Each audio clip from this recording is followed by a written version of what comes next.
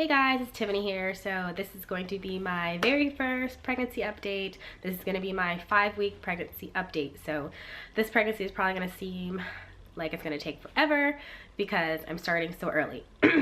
But excuse my voice, I am getting over a cold. But I just wanted to do this update because before I take a nap, because I know that if I don't, if I take a nap and I wake up, I'm probably not going to do it because I'm just going to be super exhausted because I'm already really tired.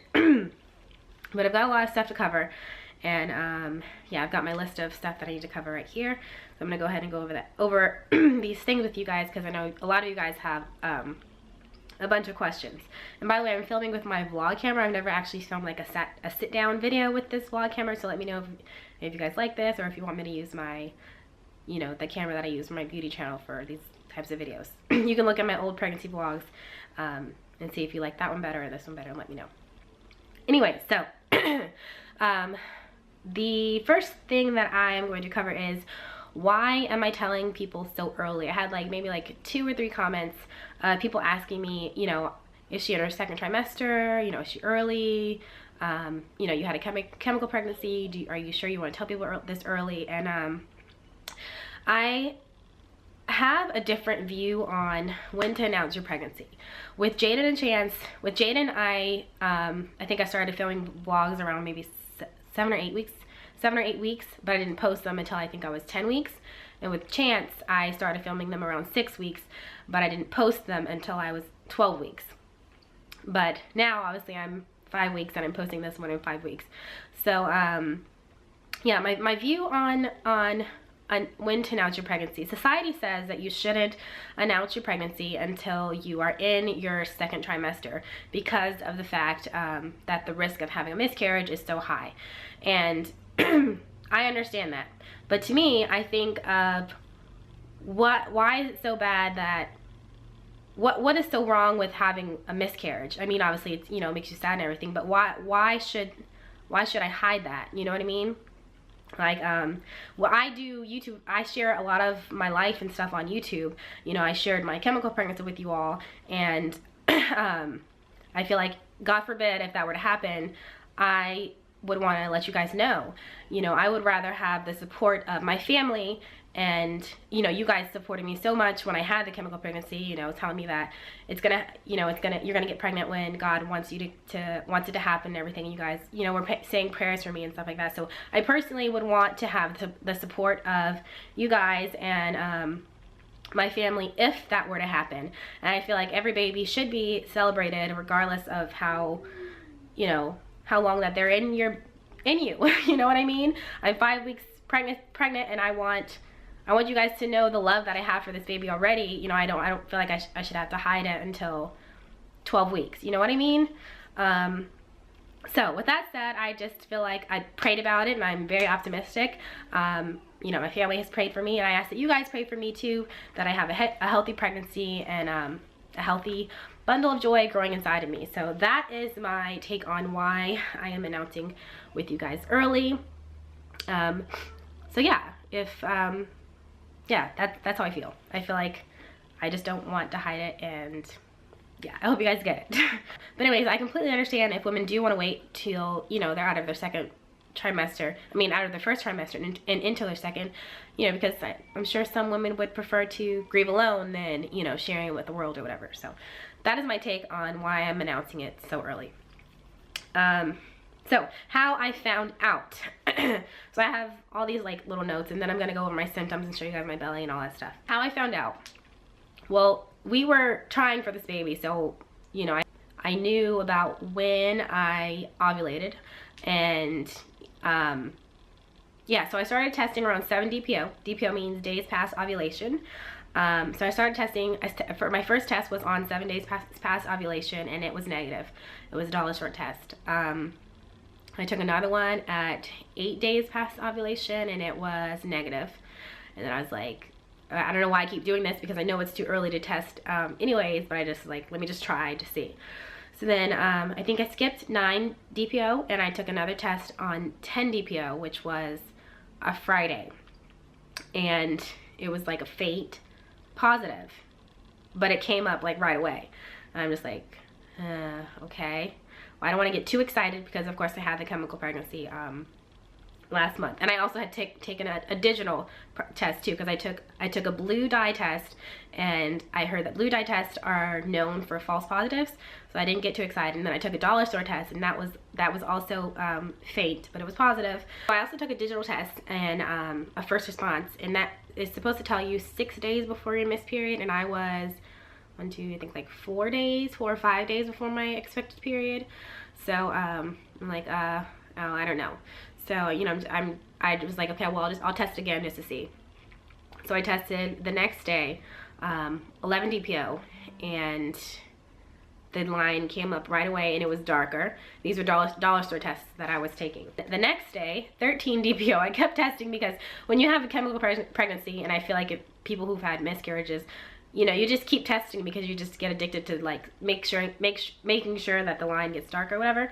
So let's see, 12 DPO, I took another test, and the line was darker. And then I took a digital with the clear blue, and it came up pregnant. I don't know if you can see it, but that says pregnant. So this was taken at 12 DPO, and this is the same test that I showed TJ with. I announced to him or whatever with. And then I took one at 13 DPO, and the line was really dark. I don't even know if you guys can see 13 DPO. And then I took one at 14 DPO, and the line is really, really dark. I don't know if you guys can see. Here, let's do this. 14 DPO. This is 13 DPO. Hopefully it's clear. And then this is 16 DPO. Right here. It doesn't have it on there, but 16 DPO. And you can see these lines are like super duper dark. So, you know, I just knew that it was for real. And then plus my period never came, so that's when I just knew that this was not a chemical and this is the real deal. So called my doctor and made an appointment or whatever, and my first appointment is January 16th. I think I will be like 7 weeks and 5 days, almost 8 weeks pregnant. So, you know, of course I'll keep you guys posted then. Another question is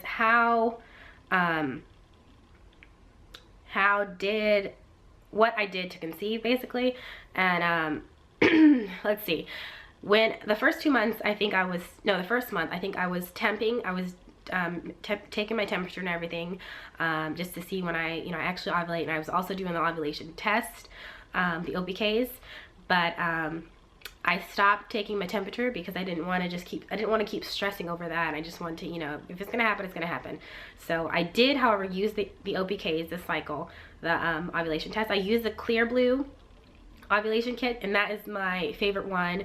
I would definitely recommend that to anybody. I do not like the strips, the dollar store OPKs, because I would get a positive on those dollar store ones every morning, and I'm just like, what is going on? Like, I can't be ovulating every single day. So I really like the digital ovulation test. So if you are trying, I would definitely recommend that to you. So yeah, we used those, and then we just baby danced. So based off of my period, my last cycle, I would be due August 31st, I think.